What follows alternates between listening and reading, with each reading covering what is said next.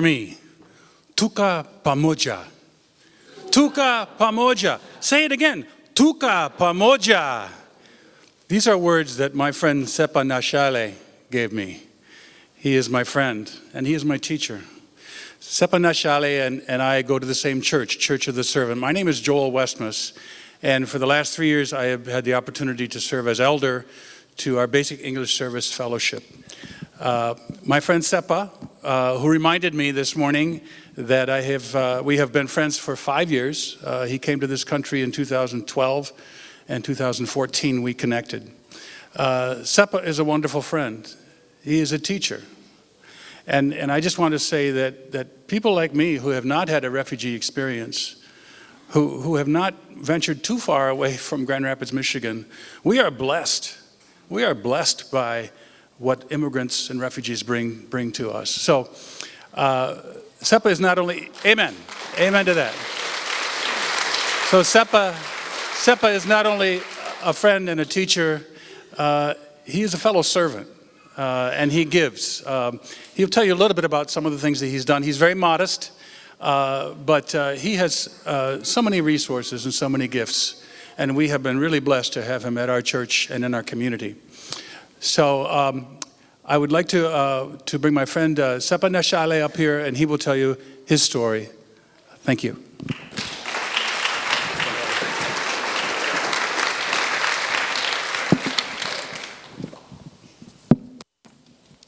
So, as he said, my name is Sepa Nashale. He has already told you everything, mostly. I don't know what to say. So, I came in this country in 2012, and I came as a refugee, as an asylee.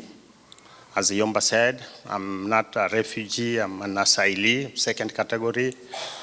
And then I was in Iowa. That's why I was granted my asylum status.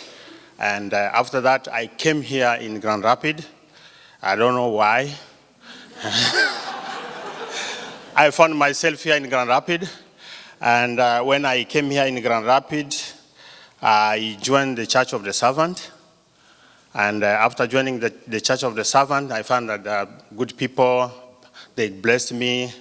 And after that, I realized that maybe I left Iowa to follow God's calling. That's why I realized that it was a God's calling. And, I stayed there, and after that, to go back, I say, when I came, I was received by Samaritans. And the Samaritans, put me in their program, matching grant, for 3 months. And then after 3 months, I had to find another way. So the church took over, as I said, and I continued to be with the church, and they supported me. And I went to Calvin College. Abdu came, he found me there, I was already there. And I went on, and life was good. And my family came after 3 years. They came here in 2015. And they also got support from the church, from Samaritans and everything, and the life went well. And as Yomba said about refugees, how they come here, myself as an asylee, I was involved in so many organizations back in Africa. I worked in East Africa and Central Africa, working with Médecins Sans Frontières, worked with the Lutheran World Federation, and International Rescue Committee, World Vision, and the TIA Fund. Maybe some of you know TIA Fund. It's a UK organization, a Christian organization. And as you know, Congo has been undergoing civil war since 1996. And I was also advocating against the sexual violence in our country. And you know, the country like Congo, when you talk about sexual violence, the government is not happy. So you become a target. So, and as you know, the sexual violence in our country is used as a weapon of war. And that's what is going on nowadays. You go and you do some research, you find that our country is very well known in that negative side of war, people using sexual violence as weapon of war. And this war is about minerals in the country. So now in the Church of the Servant, I was given the chance to use my gifts, my talents, and that's why I said that maybe I came here because of God's calling, and I use my gift. I work with also refugee support team, and I work also with a worship team in the big congregation, and I became a chairperson of the leadership of the Basic English Service. The Basic English Service, you can see the book there. We have some booklet there explaining about Basic English Service. And this is service which was created to serve the new Americans.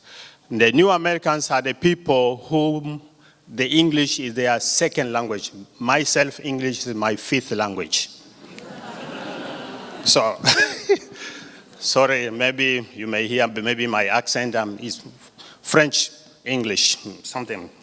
So, now, talking about refugees in welcoming country, I can say that in welcoming refugees, the U.S. is not only making a life-saving humanitarian gestures during the wars and crises, but offering physical, spiritual, and cultural environment. The immigrants have something to put on table. They are able to bring their contribution for the development of the nation and building the U.S. by reinforcing the life of the national economy.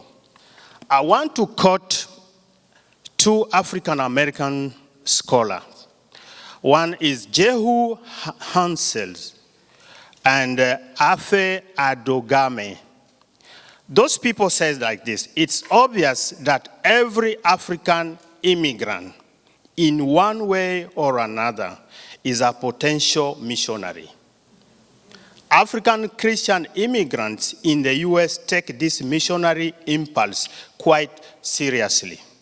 So when we come here, as I said, we escape persecution, but at the same time, we follow God's calling.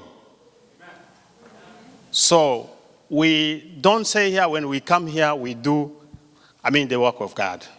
And I really like to read this article of those two scholars when they talk about it. So, and I believe that God brings immigrants to the U.S. for a purpose. That's what I say. Because the Bible even said that in Matthew 10:23, that when you are persecuted in one place, flee to another place. Some refugees escaped the persecution, but they followed God's calling, as I said, and vocation. And now they are strengthening the life of the church here in the U.S. Some churches have been running short of believers, but when people come from outside, being Christian from their country, they join the church. And the church, gets new life, So it's really a benefit. So take the opportunity to love them as you love Jesus Christ, who was also a refugee in Egypt. If you read Matthew 2:16-18, you will see something like that. And use their talent and integrate them, because they are really an asset for the country. So as I was reading a statement, a posting from the International Rescue Committee, the organization that I served when I was in Africa, I read this. They posted on September 2017 and updated in March 2019. And they said, the U.S. has long offered safe haven to people fleeing violence, tyranny, and persecution. But as the U.S. administration lowers the number of refugees allowed into the country, American values, tradition, and interests are at stake. Amen. That's what they said. And myself, I realized that having refugees here and their integration is good to have them, because they come with a new culture. They come with their culture and they get a new culture. In our country, we have an animal called okapi. Have you seen okapi? Who has seen okapi? So okapi is an animal in two. So when you see okapi, you can see giraffe in that same animal, and you can see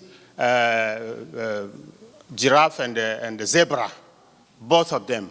And it's very nice. So when refugees come, when the refugees come here, you see two nature in one person, which is good.